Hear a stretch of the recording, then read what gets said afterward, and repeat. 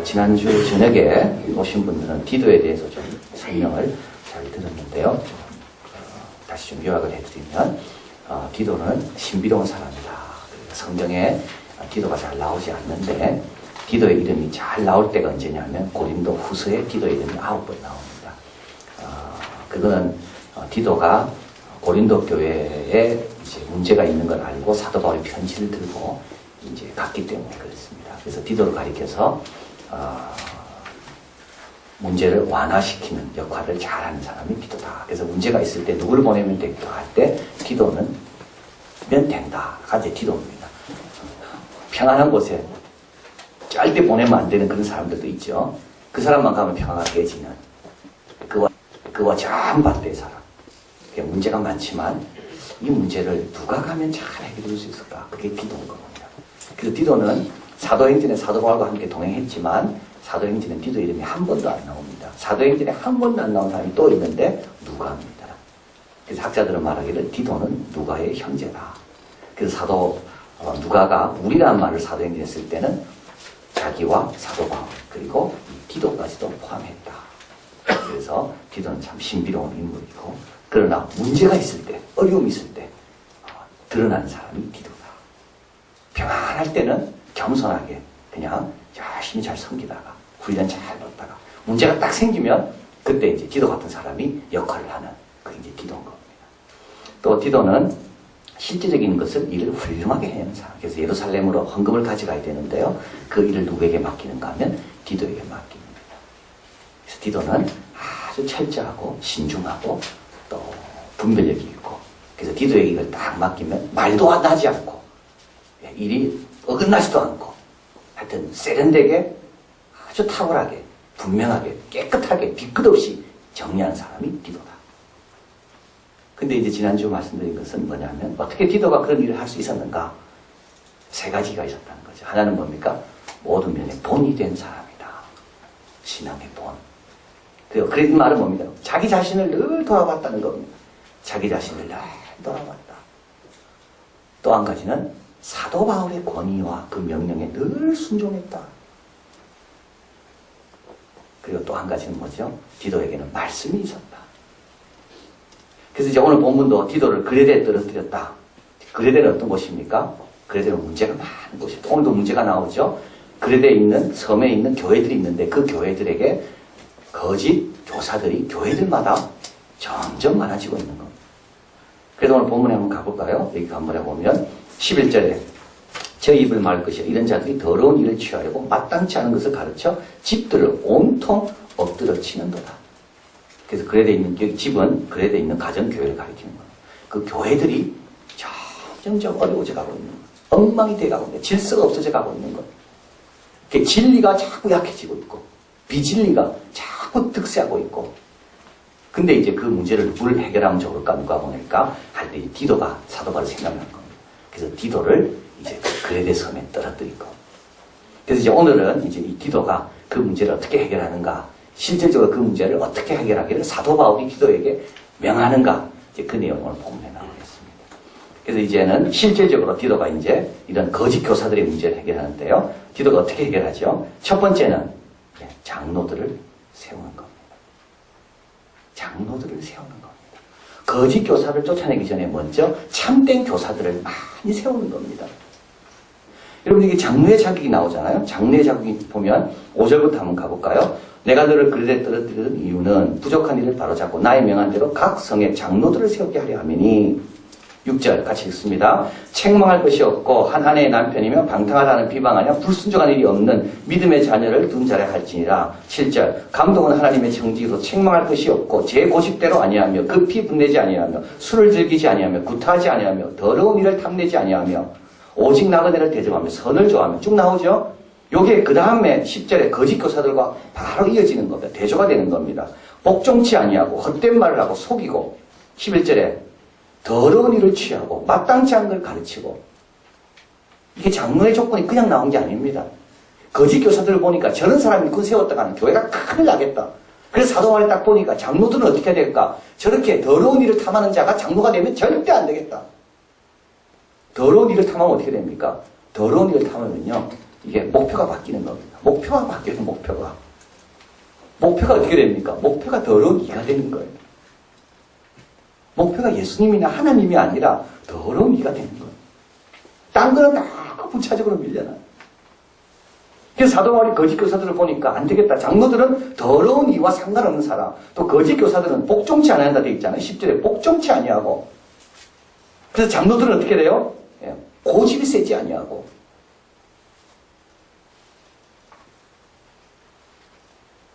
헛된 말을 하고 속이는 자가 많고. 자, 그래서 이제 교회마다 어려움이 올 때마다 꼭 기억할 건 뭡니까? 새롭고 좋은 사람들을 자꾸 세워야 되는 겁니다. 그래서 거짓 가르침이 있을 때마다 교회는 뭡니까? 참된 가르침이 더 많아지도록 노력해야 되는 겁니다. 이게 적극적인 대응입니다. 어려운 사람 막을 수는 없어요. 어려운 사람은 나중에 막지만 어려운 사람 막는 것보다 더 중요한 게 뭐냐? 힘든 사람을 막는 것보다 더 중요한 게 뭐냐? 좋은 사람이 많아지도록 계속 기도해주고 계속 가르치고 계속 양육하고. 그래서 양화가 악화를 구축해야 되는 거죠. 좋은 것이 들어와가지고 이 나쁜 것들을 자꾸 쫓아내야 돼요. 나쁜 것이 설 자리가 없도록 좋은 것들이 자꾸 세워져야 되는 거죠. 근데 이 공급의 문제가 참 중요한 거예요. 그래서 우리 지금 오늘도 우리 장면신학대학 오늘 졸업예배 지금 드리고 있는데요. 내일은 이제 졸업식이고요. 신학교가 중요한 겁니다. 그래서 신학교에서 좋은 출신의 주의 종들이 신학교에서 자꾸 나와야지만이 이 공급의 문제가 해결되는 겁니다. 이것만 가지고 여기만 가지고 쏟는 거죠. 그래서 더 좋은 종들이 계속 들어와가지고 공급이 계속 돼야지만이 교회는 계속 살아나는 겁니다. 우리 자녀들을 계속 믿음으로 잘 키워야 되고, 우리 자녀들 가운데 신실하고 좋은 아이들, 그런 아이들이 어떻게 됩니까? 주의 종의 길을 갈 수 있도록 우리가 자꾸 격려해 줘야 되고, 그러지 않으면 어떻게 됩니까? 이 거짓 사람들이 이 득세할 때 우리는 아무런 준비된 자원들이 없어지는 겁니다. 그래서 신학교가 왜 중요할까요? 신학교에서 신실하고 좋은 사람들이 자꾸 쏟아져 나와야 됩니다. 더러운 길을 탐하는 신학생들이 나오면 안 돼요. 그래서 여러분 좀 좋은 가정에서 부모 사랑 많이 받은 사람들이 신학교를 가야 돼요. 그런 격려와 축복에 푹 젖어 살았던 사람들. 그래야지 성도들을 잘 섬기는 겁니다. 너무 상처가 많고 너무 어렵게 산 사람들은 이런 때 약하거든요. 그래서 우리 가정에서도 잘 키워가지고 어디로 보내야 돼요? 잘 양육 신학교로 가야 돼요. 그래서 이렇게 세울 사람들이 좋은 사람들이 있어야 되는 거예요. 그래서 사도 바울은 디도에게 글에 대해 섬에 문제가 많이 있는데 거짓 교사들이 많다 돼 있잖아요. 그 많은 거짓 교사들에 대한 첫 번째 처방은 뭐냐? 좋은 사람을 더 많이 세워라. 좋은 사람을 더 많이 세워라. 공급의 문제. 우리도 마찬가지입니다. 세상에서 말 많이 들을수록 교회 와서 하나님 말씀을 더 들어야 되고, 기도를 더 세게 해야 되고, 이 균형이 맞아야 되는 거죠. 자, 이것이 이제 디도가 첫 번째로 이 문제를 이제 잘 풀기 위해서는 사람을 잘 세워야 된다. 두 번째로 뭐죠? 11절에 저의 입을 막아라. 저의 입을 막아라. 그런 사람 말하지 못하게 해라. 그런 사람 교사로 세우지 마라.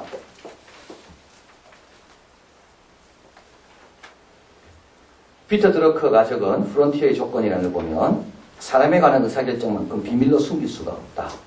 그렇죠? 내가 누구를 사귀는가는 내 성향이 어떤지 그대로 드러나는 겁니다. 딴 걸 숨길 수 있습니다. 그러나 사람에 대한 걸 숨길 수가 없습니다. 우리 교회에서 팀장들이 어떤 분이 되는가를 보면 그는 제가 어떤 사람인가를 숨길 수가 없는 겁니다. 여러분, 사람에 대한 의사결정은요, 그건 본인의 본인의 가치관을 그대로 반영합니다.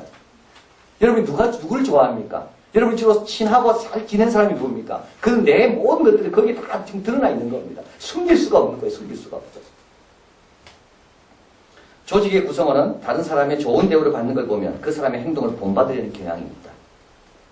만일 아무 성과도 올리지 못하고 아첨꾼 같은 사람이 보상을 받거나 승진을 한다면 조직은 모두가 아첨꾼이 되라 할 것이고 모두가 그 방향대로 살려고 하기 때문에 그런 조직은 곧 올라갑니다.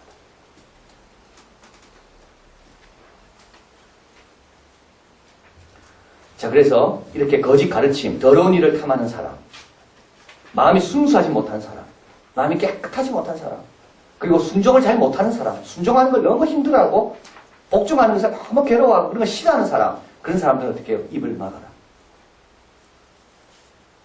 입을 막아라. 그런 사람 입만 벌리면 어떻게 됩니까? 야, 복종 안 해도 된다. 그런 거 이야기하고. 그런 사람이 교사가 되면 아이들에게 뭘 가르칠까요? 야, 교회에서 생각 꼭 그렇게 안 한다. 그런 사람이 교회학교 부장이 되면 어떻게 될까요? 교사들하고 회의하면서 입을 막아라. 그런 일 못하도록. 이게 이제 기도가 해결해야 됩니다. 아주 실질적인 문제죠. 좋은 사람을 계속 세우고, 그리고 사람을 임명할 때 이 사람은 어떤 사람인가? 기도하는 가운데 입을 막는 것. 입을 막아라. 그래야지. 지금 교회가 지금 온통 엎드려지고 있잖아. 그런 사람들의 입 때문에 교회가 엎드려지고 있거든요. 엉망이 되고 있거든요, 지금. 그리고 여러분 12절에 그레데인 중 한번 가보겠습니다. 그레데인 중 어떤 선지자가 말하되, 이건 주의 종이, 기독교인이 말하는 게 아니고요. 이거는 철학자가 한 말입니다. 그레데인들은 항상 거짓말장이며 악한 짐승에 배만 위하는 게으름장이다. 원래 그레데인들의 품성이 이런 사람들입니다. 이런 사람들이 모인 곳이 그레데 교회입니다. 그런데 복음을 받아들이고 성령을 충만하게 받으면서 이 가운데 장로가 될 사람도 지금 만들어지고 있는 겁니다. 얼마나 놀라운 지금 변화가 일어납니까? 그런데 다시 거짓 교사들이 막 쓸데없는 짐승 같은 입을 열어요. 그럼 그레데 사람들이 어떻게 옛날로 돌아가는 거예요, 다시. 막아라. 자, 그래서 좋은 사람은 계속 세우고, 계속 격려하고, 그 사람을 사역의 중심으로, 교인들이 본을 배울 수 있도록 중심으로 자꾸 세우고, 그리고 불순종하고 더러운 이만 탐하는 사람의 입은 막아라. 이게 이제 기도가 할 일입니다. 그리고 세 번째는 가볼까요? 13절에 한번 읽어봅니다. 이 증거가 참되도다. 그러므로 내가 저희를 엄히 꾸짖으라. 이는 저희가 하여금 믿음을 온전케 하고, 여기 엄히 꾸짖으라는 것은 저희는 누구냐 하면 여기는 거짓 교사들이 아니고요. 여기서 말하는 저희는 바로 이 거짓 교사에 흔들리는 사람들을 가리키는 거예요. 흔들리는 사람들 엄히 꾸짖는 겁니다. 이 사람들 어떻게 됐습니까? 쭉 내려가 보면요. 16절에 저희가 하나님을 시인하나 행위로는 부인하고, 이 사람들은 이거 외식하는 것만 자꾸 배우는 겁니다. 외식하는 것만 배워버리는 겁니다. 내면의 변화를 얻고 내면의 감동을 얻고 형식적으로 하는 것만 많이 배웠어요. 그래서 교회 생활하면서 형식적인 거는 잘 알아. 입으로는 잘해, 입으로는. 그러나 행동에 딱 와서는 따르지 않는 거예요. 가증하다 돼 있죠. 또 복종치 아니하는 자, 앞에 있는 그 거짓 교사 그대로 똑같습니다. 그리고 모든 선한 일을 버리는 자입니다. 근데 이들이 왜 14절에 유대인의 허탄한 이야기와 진리를 배반하는 사람들의 명령을 쫓습니까? 여기가 이제 중요한 내용인 거죠. 왜 이들이 거짓 교사의 귀가 쏠리게질까요? 학자들의 말에 의하면 이들은 우월해지고 싶어서 그랬다는 거. 우월해지고 싶어서. 교회에서 주는 말씀으로 충분한데 그거 말고 내가 또 좀 더 알아야지 내가 좀 우월해질 것 같거든요. 그래서 우월해지고 싶어서. 그래서 어떻게 됩니까? 유대인의 허탄한 진리들, 그 신화와 족보들, 이런 거에 대해 관심을 갖게 되고, 그러면서부터 교회 가르침보다는 그런 데 빠지게 되고, 그러나 또 교회 와서는 또 생활해야 되니까 외식하게 되고, 그리고 교회에서 하는 모든 선한 일이 있음에도 불구하고 우월자들은요 참석하지 않아요. 왜냐하면 같이 하는 게 기분 나쁘거든요. 이게 우월자의 문제입니다. 우월자들은요 자기는 구별돼야 되고 특별해야 되고 남이 못하는 거 꼭 해야지 내가 하는 것 같고, 이게 우월자. 남이 아는 거 나도 알고 있으면 별로 기분 안 좋아요. 나는 남이 모르는 건 내가 좀 더 알아야 돼. 이게 우월자예요.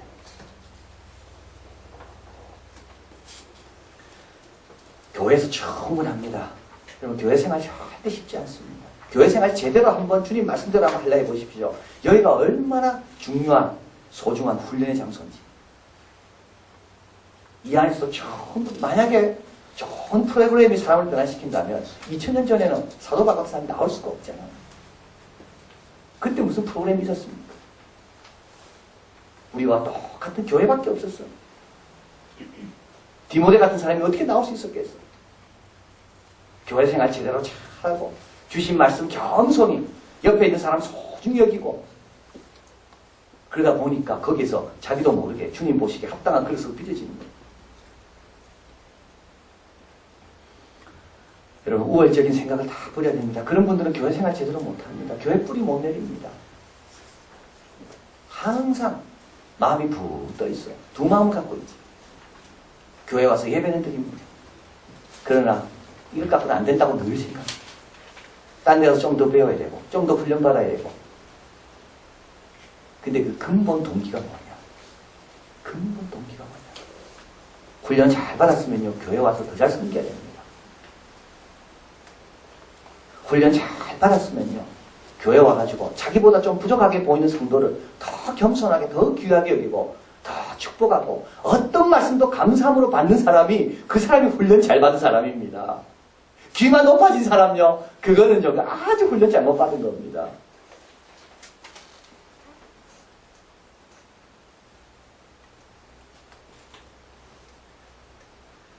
그래서 이 사람들은 뭘 해도 다 더럽게 만들어버려요. 14절에 유대인의 허탄한 이야기와 진리를 배반한 사람의 명령을 쫓지 않게 하려 합니다. 깨끗한 자들이란 모든 것이 깨끗한, 더럽고 믿지 않아요. 그래서 이 사람들 더럽다고 이야기하죠. 아무것도 깨끗할 것이 없고 오직 저희 마음과 양심이 더러운지라. 저희가 하나님을 시인하나 행위로는 부인하니 가증한 자요 복종치 아니하는 자요 모든 선한 일을 버리는 자입니다. 이런 자는 어떻게 하라고? 책망해라. 따라가지 못하도록 그만두게 책망해라. 우리 잠언서 한번 적어드린 거 한번 가보겠습니다. 잠언 22장 15절 같이 있습니다. 아이의 마음에는 미련한 것이 얽혔으나 징계하는 채찍에 이를 멀리 쫓아내느니라. 그죠? 예, 이 아이라는 것은 우리 자녀들뿐만 아니라 어른도 마찬가지입니다. 어른도 책망이 필요합니다. 23장 있습니다. 아이를 흥계치 아니치 말라. 채찍으로 그를 때릴지라도 죽지 아니하리라. 이 죽지 않는다는 말은 그만큼 때리란 말이 아니고요. 애들을 잘 훈계하면 애들이 성장한다는 말입니다. 그 다음에 있습니다. 19장 25절. 거만한 자를 때리라. 그리하면 어리석은 자도 경성하리라. 명철한 자를 견책하라. 그리하면 그가 지식을 얻으리라. 명철한 자도 뭐가 필요하다고요? 견책이 필요한 겁니다. 그러면 그 사람 더 좋아집니다. 여러분 여기 보면 거만한 자가 나오고 어리석은 자가 나오고, 거만한 자는 누구냐 하면요, 이건 가능성이 없는 사람이에요. 이 사람은 아무리 야단쳐도 이 사람은 변하지 않아. 그런데 이 사람 야단치는 걸 보면서 그 옆에 어리석은 사람은 가능성이 있는 사람이에요. 이 사람이 깨닫는다는 거예요. 들을 게 있는 사람은 깨닫는 겁니다. 들을 게 있는 사람은 어떤 말을 들어도 다 모든 것을 깨끗하게 만듭니다. 들을 기가 없는 사람은 어떤 귀한 말을 들어도 다 더럽게 만듭니다. 그래서 실제로 우리 주님께서는 이 사람을 책망하셨는데 이 사람이 깨닫는 거예요. 튀니스죠. 튀니스에 있는 갑 한 대를 파는 한 청년. 대학을 나왔지만 직장을 다닐 게 없어가지고 갑 한 대에서 과일을 파는 한 청년. 그 여자 경찰, 그 사람이 문제였어요. 여자 경찰이 그 갑 한 대를 둘러 엎어버린 거예요. 법을 어긴다. 그래서 이 청년이 항의하러 튜니스 경찰서에 갔는데 아무도 항의를 받아주지 않아요. 그래서 이 사람이 이렇게 이야기했어요. 만약에 나의 항의를 받아주지 않고 이걸 시정하지 않으면 내가 분신자살할 것이다. 다 웃었어요. 근데 이 사람이 분신자살해요. 그러고 나서 알리 빈 무니가 그 사람 쫓겨났잖아. 30몇 년 동안 통치했던 사람. 근데요, 그 교훈이 어디로 갔습니까? 지금 이집트로 간 거예요. 지금 이집트 사람들이 그걸 보고 다 일어난 거 아닙니까? 그 교훈이 이제 어디로 갈지도 모릅니다. 중국으로 갈지, 북한으로 갈지. 다 무르익은 때가 있는 사람이, 그 민족이 있더라고 보니까. 그래서 우리 하나님께서 이쪽을 책망하신 것 같은데 여기에서 듣고 막 일어나는 거예요. 사우디아라비아도 마찬가지. 어떻게 될지 모릅니다. 예멘 마찬가지입니다. 어떻게 될지 모릅니다. 그래서 그 튀니스 사건은 처음으로 유일하게 무슬림 국가, 아프리카 나라에서 지도자도 없고, 지도자도 없습니다. 혁명을 이끈 지도자도 없습니다. 이걸 자스민 레볼루션이라고 그러는데, 이 자스민이라는 것은 이 튀니지의 이 꽃이라고. 지도자도 없고, 계획된 것도 아니고, 그냥 그 청년 한 명이 부신자를 하는데, 그걸로 인하여 그냥 일어난 겁니다. 누가 변할지는 아무도 모르는 겁니다. 그러니까 어떻게 책망합니까? 책망의 이유가 있죠. 13절에. 이 증거가 참되다. 그러므로 내가 저희를 엄히 꾸짖으라. 이는 저희로 하여금 믿음을 온전케 하고 그들의 믿음이 좋아지도록 그들의 믿음에 관심이 있기 때문에 그들의 믿음이 자라기를 원하기 때문에 그 동기 그렇게 꾸짖을 때 외식하고 옥정치 아니하고 모든 선한 일을 멀리했던 사람들이 돌아올 수가 있다. 가만두면 되지 않는다. 도피하지 마라. 패배주의에 젖지 마라. 다원주의도 되지 않는다. 여러 가지 중에 뭐 괜찮다. 그거 절대 그렇지 않다. 다원주의 아닙니다. 너도 옳고 나도 옳고 교회는 그렇지 않습니다. 다원주의는요 패배주의입니다. 대면하기를 두렵기 때문에 그냥 인정하는 것뿐이에요. 다원주의 없는 게 있죠. 다원주의는 사랑이 없고 진리가 없습니다. 교회는 진리의 기둥과 트기 때문에 책망할 일이 분명히 있는 겁니다. 입을 막아야 될 경우도 생기는 겁니다. 왜냐하면 교회는 다원주의가 아닙니다. 진리의 기둥과 터가 교회예요. 자, 그래서 디도가 이제 일을 이제 해야 되는 겁니다. 그래서 좋은 사람을 계속 격려하고 세우고, 그리고 거짓 교사들의 입을 막아야 되고, 그리고 세 번째로 그 거짓 교사의 가르침에 빠져있는 흔들리고 있는 사람들, 점점 하나님부터 멀어져 가고 있는 사람들을 정신 차리도록 책망합니다. 그 류 샤오보가 중국을 말하라는 책을 제가 며칠 전부터 이제 읽고 있는데 오늘도 좀 마지막 부분까지 다 봤습니다. 근데 참 그 책을 읽다 보니까 어떻게 그런 책을 적을 수가 있을까, 그런 글을 류 샤오보가 정말 참 두려움이 없는 사람이다. 그리고 그는 맨 마지막에 참 중국 민족을 자기가 얼마나 사랑하고 좋아하고 귀하게 보는지 그런 마지막 그 시가 또 나와 있습니다. 자기 그 아내에 대한 시. 그래서 자기가 대학에서 강의를 베이징 사범대학 교수였지 않습니까? 그가 강의를 주로 강단에서 했지만 강단 밖에서 강의한 적이 딱 2번인데 그건 언제냐면 재판받을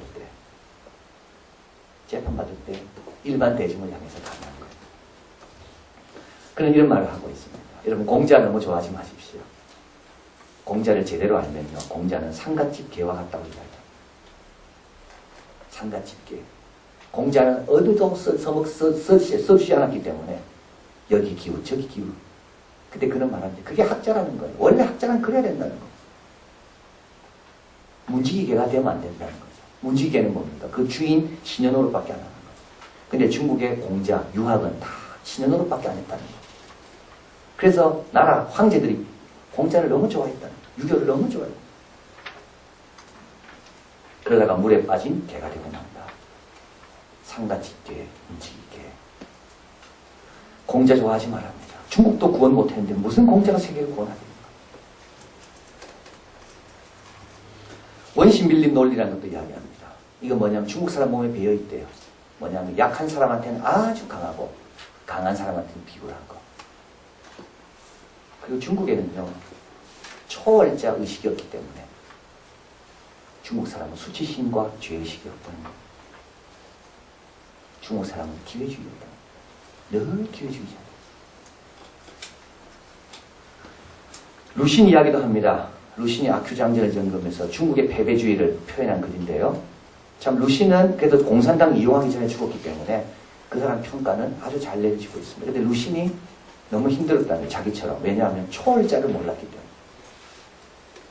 그래서 제가 이걸 읽다 보니까 이분은 참 이게 원죄라는 말, 초월자라는 말, 이런 말을 그 글에 많이 쓰고 있어요. 그게 맨 마지막에 자기 부인에게 보내는 시 가운데 무슨 시도 있냐면 예수님께 보내는 시도 있습니다. 나는 느낌이 있고 기독교니까. 인터넷 이야기하면서 이렇게 말하고 있습니다. 하나님께서 이제 자기가 들었다는 말이에요. 한 기독교 인권운동가가 자기에게 해준 말이라는 거. 하나님께서 중국의 고난을 외면치 아니하시고 중국을 긍휼히 여기셔서 중국에 준 선물이 있는데 그것이 인터넷이다. 그리고 그는 책 마지막 부분에 가서 중국이 물질로, 그러니까 대국굴기죠. 대국굴기입니까? CCTV에서 방영한 3년 준비해서 방영한 대국굴기입니다. 중국은 절대 대국굴기가 될 수가 없다. 독재적 굴기일 뿐이다. 왜냐? 중국은 물질로서 하려 하니까. 그러면서 그는 말합니다. 중국이 만약에 계속 물질로 불의를 감추고 물질로 백성들의 마음을 사고 물질이 있고 중국이 이렇게 강해지기 때문에 비록 독재를 하더라도 너가 괜찮은 거 아니냐, 중국만 빛나면 되는 거 아니냐, 괜찮다라고 백성들에게 계속 가르친다면, 그래 책 마지막 부분이 이렇게 이야기합니다. 중국은 역사의 악순환을 되풀이할 뿐이다. 중국이 그동안 그런 역사를 밟아왔다. 저는 이걸 보면서 우리도 동기를 다 점검해야 합니다. 동기를 다 점검. 입으로는 주를 시인하지만 진짜 원하는 것은 그게 아니고 우월해지려는 거, 남보다 좀 특별해지려는 거, 이런 동기, 이런 것은 악순환을 반복할 뿐인 거. 이런 건 악순환을 반복. 언제 무너질지 모르는 거예요. 복종하는 마음이 더 중요하구나. 복종하는 마음을 다 갖자. 성숙한 사람이 누굽니까? 훈련 잘 받은 사람이 누굽니까? 복종 잘한 사람.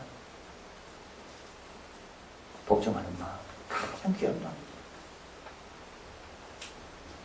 우리도 패배주의, 탈퇴주의, 다원주의가 아니라 계속 주의 일에 힘쓰며 막을 것은 막고 책망할 것은 책망하고 세울 것은 세우고 그래야지 교회가 그 성도들이 든든하게 세워져 갑니다.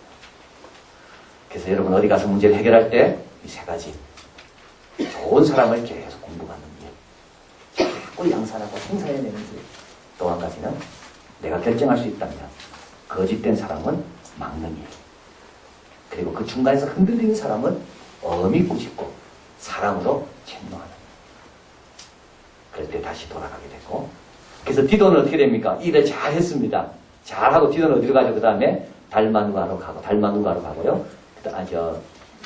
어디로 간다 그랬죠, 이게? 니고골리로 가고, 그 다음에 달마디아로 또 갑니다. 그래서 제가 이 디도를 묵상하면서 하나, 분명하게 깨닫는 게 하나 있습니다. 그건 뭐였다 하면요. 본인이 순종 잘해야지 남도 책망할 수 있다는 거. 디도는 순종 잘하잖아요. 그러니까 그레데 교회 성들의 문제를 디도가 과감하게 해결해 줄 수가 있습니다. 기도하겠습니다.